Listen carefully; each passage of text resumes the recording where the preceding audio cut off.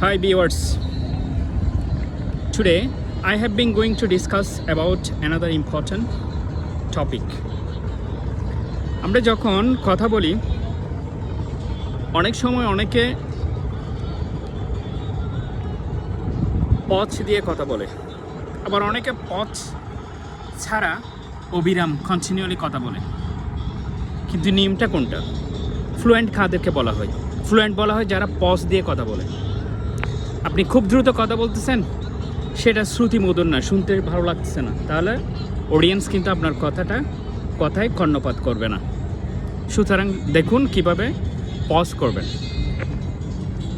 আমি বাংলা ইংরেজি দুইটা পজ ছাড়া বলবো প্রথমে, তারপর পজ দিয়ে বলবো। আমি তানবীর, আমি দুবাইয়ে থাকি 10 বছর ধরে। আমি এইখানে আছি অনেক দিন ধরে, এখন আমার জব এক্সপিরিয়েন্স অনেক বেশি। আমি এগুলোকে কাজে লাগাতে চাই ইন্টারন্যাশনালি। এটা বাংলায় বললাম খুব দ্রুত। ইংলিশে বলতে দেখেন, I am Tanvir, I have been working here at Dubai in UAE more than 10 years, and I have a colorful job experience. I'm trying to use this experience internationally. এই দুইটা সেন্টেন্স ইংরেজি এবং বাংলায় বললাম আমি। এই সেন্টেন্সগুলো শুনতে কেমন লাগছে পজ ছাড়া?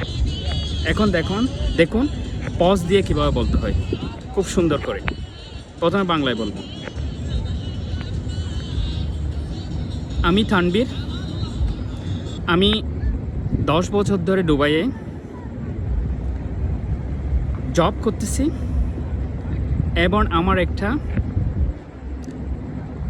লং এক্সপেরিয়েন্স রয়েছে, যেটা আমি ইন্টারন্যাশনালি ব্যবহার করতে পারি। এই জব এক্সপিরিয়েন্সটা, এটা বাংলায় বললাম। এখন ইংরেজিতে কীভাবে বলি দেখেন। ইংরেজিতে বলতেছি, I am Tanvir, I have been working at Dubai in UAE more than 10 years. I have a colorful job experience which I can use internationally. এই যে আমি দুইটা বললাম, লাস্টের দুই যে বাংলা এবং ইংরেজি যে পজ দিয়ে কথা বললাম, এটাই সবচেয়ে শ্রুতিমধুর হয়েছে। আপনি যে খুব দ্রুত কথা বলতেছেন সেটাকে ফ্লুয়েন্ট বলে না। আপনি ফ্লুয়েন্ট তখনই আপনাকে ফ্লুয়েন্ট বলবে যখন আপনি পজ দিয়ে কথা বলবেন। খুব স্লো না, আবার খুব স্পিডে না। আপনি অর্থাৎ মিডিয়াম স্পিডে কথা বলবেন, পজ দিয়ে থেমে।